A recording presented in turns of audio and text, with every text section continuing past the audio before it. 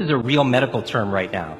This is the idea that we're outsourcing our brains to our smart devices. We're so reliant on our smartphones that our smartphones are making us stupid.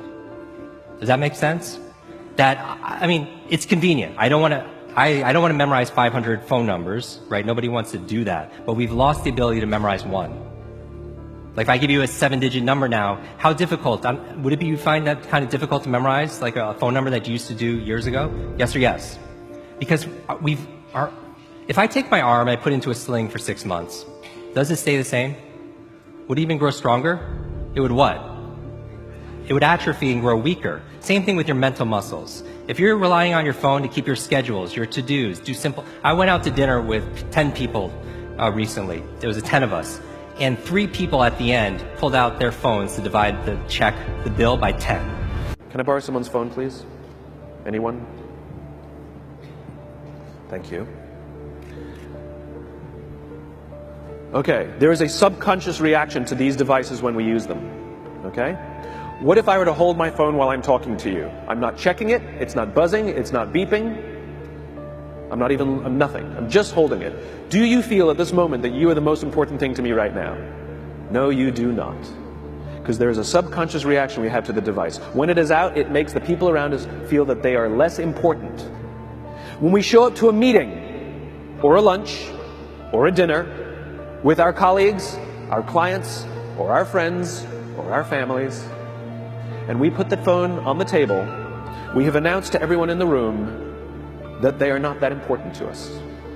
And by the way, putting the phone upside down is not more polite.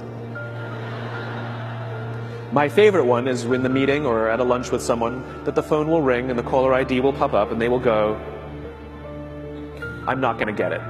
Oh, so magnanimous. Oh, I'm lucky to eat with you today. Or they could just put the damn thing away. You can tell how addicted we are. When somebody pulls out their phone when you're with them, how uncomfortable does that make us feel? You're walking down the street with someone, they pull their phone out. We feel stupid, so what do? We pull our phones out. We're so addicted. Somebody goes to the bathroom when we're at dinner, and what do we have to sit there by ourselves? God forbid we should look around the room for 5 minutes. We pull our phones out. Meetings, awful. What do we do when a meeting happens, right? Everybody's sitting waiting for the meeting to start. Bob's running a few minutes late. Bob's here? Okay, start the meeting. Do you know when relationships are built? All that in between time. Thank you very much.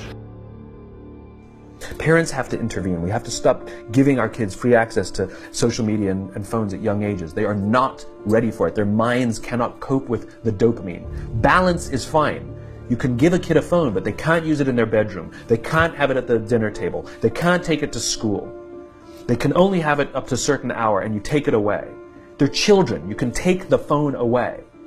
We've got to intervene. The science is alarming. They did experiments on mice where they did the multitasking. They put flashing lights to mimic going from the computer to the cell phone, the computer to the cell phone to the TV. The mice that were exposed to the changing lights, it took them 3 times longer to solve a maze than the mice that weren't, and the damage was permanent. It didn't improve when they stopped the lights.